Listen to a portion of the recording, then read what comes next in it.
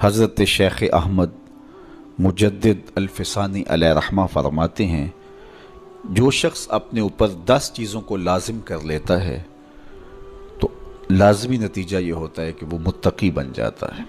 وہ 10 چیزیں کون سی ہیں؟ ماہ صیام کے ان حسین لمحوں میں ہمیں وہ 10 اوصاف اپنے اندر پیدا کرنے چاہیے تاکہ ہم متقی بن جائیں، اور متقی اللہ کے محبوب بندے ہیں۔ تقوی اختیار کرنے والے اللہ جل شانہ کی رحمتوں کے خاص مستحق ہیں۔ جنہیں تقوی کا نور نصیب ہوتا ہے وہ اللہ کی رحمتوں کے سائے میں آ جاتے ہیں۔ اگر ان پر مصائب، آلام، مشکلیں آتی ہیں تو ان کے تقوی کی وجہ سے اللہ انہیں راستے عطا کر دیتا ہے۔ وَمَن يَتَّقِ اللَّهَ يَجْعَل لَّهُ مَخْرَجًا وَيَرْزُقْهُ مِنْ حَيْثُ لَا يَحْتَسِبُ۔ اللہ اکبر۔ ارشاد فرمایا کہ جو اللہ سے ڈرتا ہے، تقوی اختیار کرتا ہے، اس کے لیے ہم مصیبت سے نکلنے کے راستے پیدا کر دیتے ہیں، اور اللہ جل شانہ اس کے لیے وہاں سے رزق عطا کرتا ہے جہاں سے اسے گمان بھی نہیں ہوتا ہے۔ تو یہ تقوی کا نتیجہ ہے جو اہل تقوی کو نصیب ہوتا ہے۔ تو حضرت شیخ نے 10 وہ امور بتائے جو اپنے اوپر لازم کر لینے سے تقوی نصیب ہوتا ہے۔ سب سے پہلی بات آپ فرماتے ہیں زبان کو غیبت سے بچائے۔ اتقاء کے حصول کے لیے زبان کو پاک کرنا ضروری ہے۔ انسان کے زیادہ تر گناہ اس کی زبان کی وجہ سے ہیں، اور غیبت یہ بدترین عمل ہے، اور اس کو بدکاری سے بھی برا قرار دیا گیا ہے۔ الغیبت اشد من الزنا۔ تو اپنی زبان کو غیبت سے بچائے۔ دوسری بات ارشاد فرمائی کہ بدظنی سے بچے، کسی سے خواہ مخواہ بدگمان ہو جانا اور اپنے دل کو کسی کے لیے میلا کر لینا اور اس کی بدگمانی دل میں پالنا، تو یہ تقوی کے منافی ہے۔ تو کسی کی بدگمانی سے، بدظنی سے اپنے دل کو بچائے، زبان کو غیبت سے بچائے، دل کو بدگمانی سے بچائے، اور مسخرہ پن سے بچے۔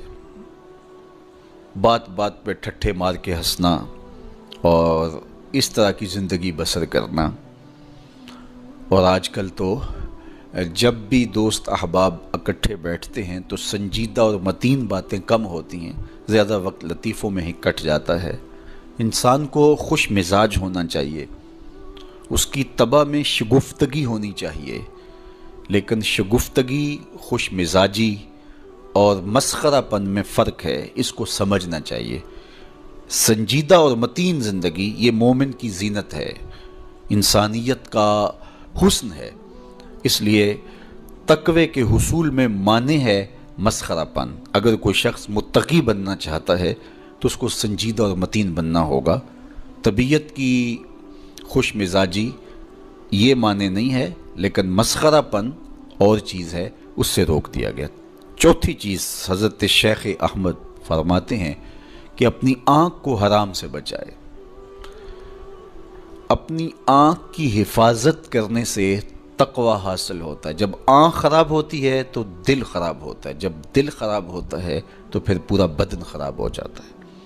اس لیے وہ دروازہ جو کھلا ہے اور اس سے بدی شر اندر اتر رہی ہے، اور پھر اس سے آپ کا سارا نظم ہستی برباد ہو رہا ہے، تو اس دروازے کو بند کریں۔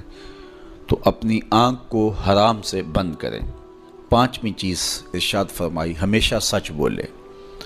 جھوٹا شخص کبھی متقی نہیں ہو سکتا۔ اتقاء کے حصول کے لیے اپنے آپ کو سچ کا خوگر بنانا ہوگا۔ سچ کے بغیر کبھی نہ بولیں۔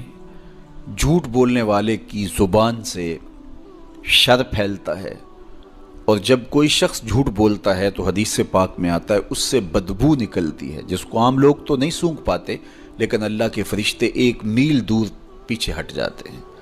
تو مومن سچا ہوتا ہے، مومن جھوٹا نہیں ہوتا، اور تقوی کے حصول کے لیے سچ شرط ہے۔ چھٹی چیز ارشاد فرمائی ہر حال میں اللہ کا احسان مانے۔ جب کوئی بھی انسان پر بہتری آئے تو اس وقت یہ کہے کہ یہ میرے رب کا احسان ہے کہ مجھے یہ حاصل ہوا ہے۔ بہت سارے لوگ اپنی محنت کا نتیجہ قرار دیتے ہیں کہ یہ میں نے کیا تو اس کے نتیجے میں یہ ملا۔ بسا اوقات آپ کتنا سیدھا کام کر رہے ہوتے ہیں، کتنی محنت کر رہے ہوتے ہیں، لیکن نتیجہ اس کے برعکس آ رہا ہوتا ہے۔ سیدنا علی المرتضیٰ رضی اللہ تعالیٰ عنہ فرماتے ہیں میں نے اللہ کو اپنے ارادوں کی شکست سے پہچانا، تو یہ اس کی کرم نوازی ہے کہ اس نے ایسا کر دیا۔ صحت میرا کمال نہیں، یہ اللہ کی عطا ہے۔ علم میرا کمال نہیں، یہ اللہ کی عطا ہے۔ لہجوں کی خوبصورتی یہ اس کی عطا سے ممکن ہے۔ اس نے آنکھوں میں روشنائی رکھی، اس نے توفیق عمل نصیب فرما دی، اس نے اچھائی کی راہوں پہ گامزن کیا، ماہ صیام میں روزہ رکھنے کی توفیق ہوئی، صلاۃ التراویح میں حاضری کا موقع میسر آیا، دیگر صالح اعمال تلاوت کلام مجید نصیب ہوئے، تو مت سمجھے کہ یہ کوئی میرا کمال ہے۔ اللہ کا احسان مانے گا تو غرور پیدا نہیں ہوگا، تکبر پیدا نہیں ہوگا۔ تو ہر حال میں اللہ کا احسان مانے، جو بھی خیر اس کو ملے وہ کہے یہ میرے رب کی طرف سے ہے، اور اگر اس کا کرم نہ ہوتا تو یہ عمل مجھے نصیب نہ ہوتا۔ اور کتنے عمل ہیں کہ نصیب ہونے کے بعد عجب سے، تکبر سے، ریاکاری سے برباد ہو جاتے ہیں۔ کیتی کتری پئی کھو محمد تے سکہ بنیا زردہ، کتنے عمل ہیں کہ برباد ہو جاتے ہیں، تکبر آ گیا، عجب آ گیا، ریاکاری آ گئی، تو یہ اس کی طرف سے ہی ہے۔ تو جب یہ کہے گا تو عجب، تکبر، غرور کچھ پیدا نہیں ہوگا، تو پھر عمل قبول ہوگا اور انسان تقوی کی منزل تک پہنچے گا۔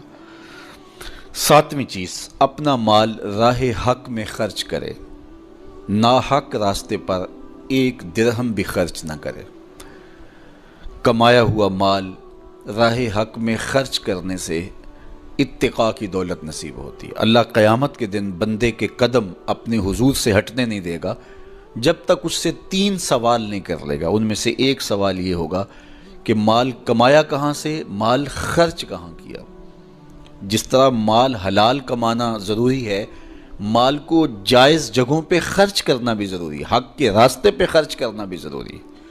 اس لیے یہ اپنی طبع کے اندر لازم کر لے کہ کبھی بھی اس کا مال کسی ناجائز اور فضول کام میں خرچ نہ ہو، راہ حق میں اس کا مال لگے۔ 8ویں چیز، نفس کے لیے کبھی بڑائی بلندی نہ چاہے، اس سے طبیعت میں سرکشی آئے گی اور تقوی کے راستے میں یہ عمل مانے ہے۔ اور نمازوں کی حفاظت کرے۔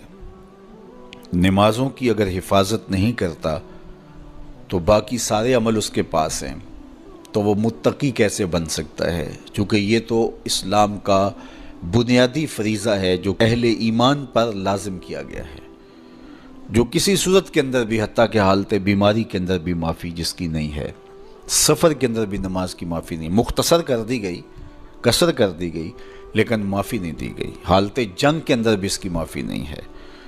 تو نمازوں کی محافظت کرے۔ اور 10ویں چیز، حضرت شیخ فرماتے ہیں عقیدوں کی صحت کا خیال رکھے، اپنے عقیدے، اپنے نظریات خوبصورت رکھے۔